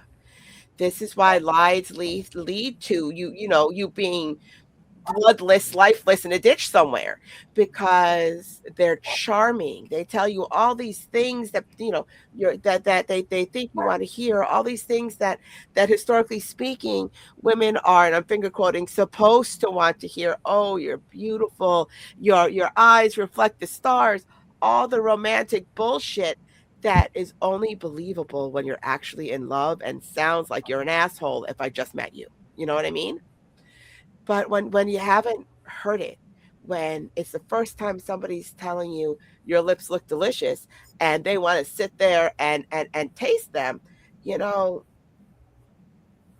it is what it is. And it feels like crap sometimes when people are giving you lip service when all you wanted was a conversation, you know? It's just crazy to me. So I'm having a hard time saying, so what are your thoughts on Titus? Because, all right. Oh, Titus. First of all, I love the fact we end the show with him. I love the fact that he can absolutely tell everyone the truth of a white lie. And, you know, he always has a lesson in his poetry. It's just so great and wonderful. And that sonnet, I will never try. I just, wow. So much math. Crazy mathematics. I'm like, wow. Unbelievable. But just, and there were more excuses were there more excuses than the tries at making matters better with white lies. It's like, you know, the truth never changes and lies do. So the next time I ask you a question and you change it, what the hell? Why? You got to keep track. You got to lie to keep up the lie, to keep up the lie, to keep up the lie. And you're in a never ending story. And I've never understood that. Yes. Honesty is for the lazy. I am honest. I am also lazy. I don't want to have to remember any bullshit. The truth just never changes. You're good. You know? Yeah. You're running comments. Raph, your thoughts. All right, I got lost in Titus. I'm sorry. Just got lost in it. I mean, I feel that. yeah.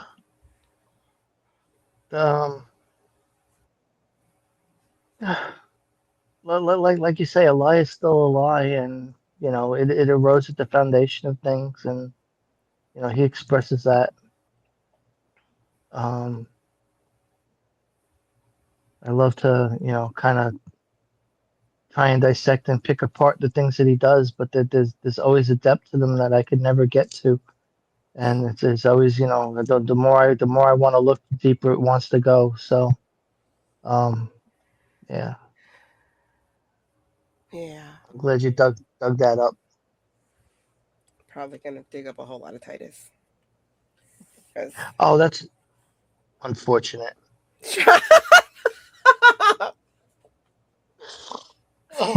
We sorry, will Titus. forever be off color. It is fine. OMG. So what's going on Thursday, Sweet Pea?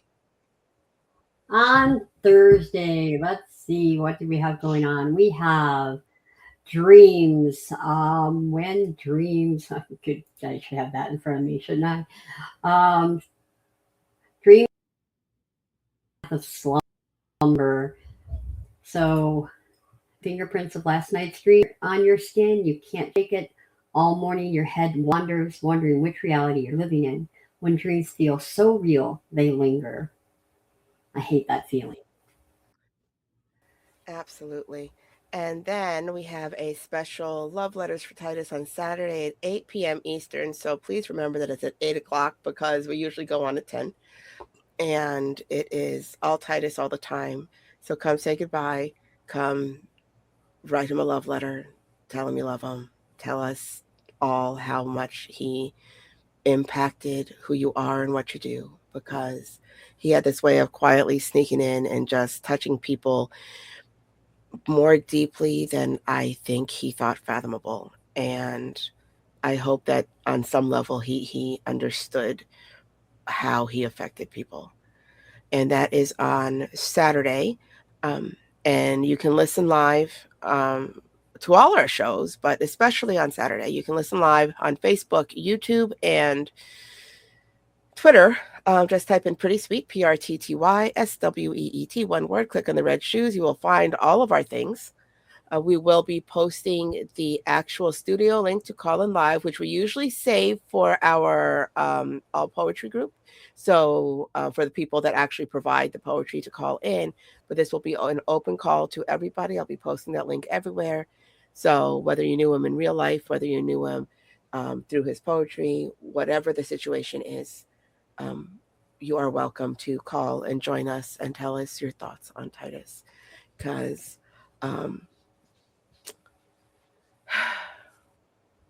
well, it's Titus.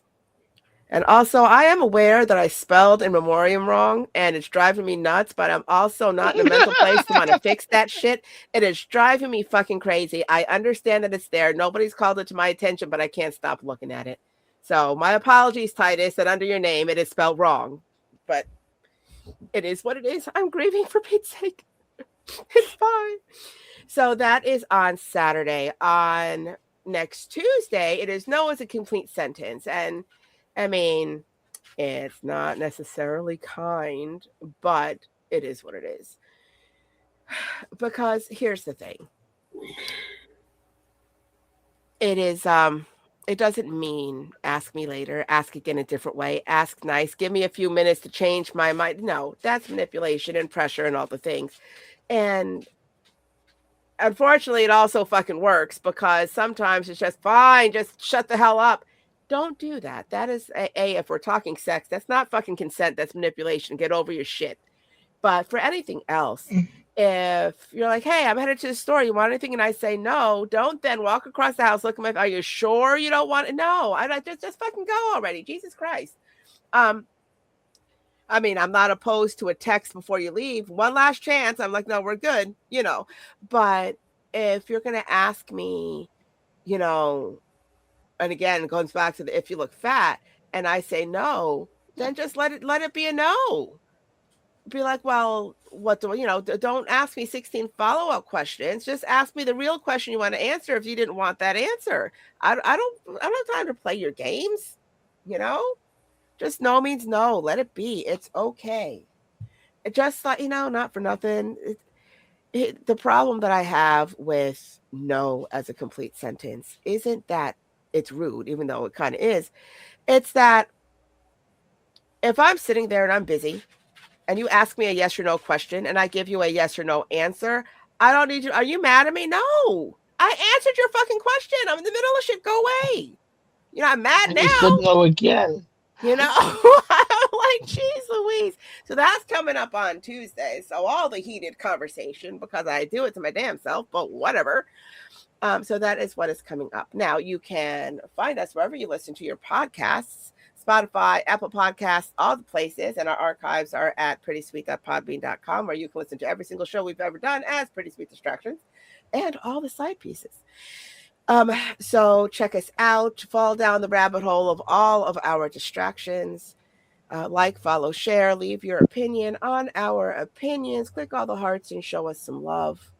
We could really use a lot of love because there is a hole that is going to be slow to get used to. And I need hugs. I need all the hugs because I'm heartbroken and Sweet Pea's heartbroken. And I don't know if you noticed a few minutes ago, but Rack's kind of heartbroken. It's a thing. I will take all the love. Give us all the hearts. And I'm not demanding. It's fine. Yes. So we had a fabulous time. Thank you, Bud, for showing up. Thank you, Hatter. I'm sorry everything glitched out. So we had a fabulous, fabulous time. And we hope that you did too. However, if you didn't, if you did not, you can fuck all the way off. Fuck all the fucking way off, please and thank you. If you're our people, then of course you can stay and hang out because we love you. All right. Good night, everybody. everybody.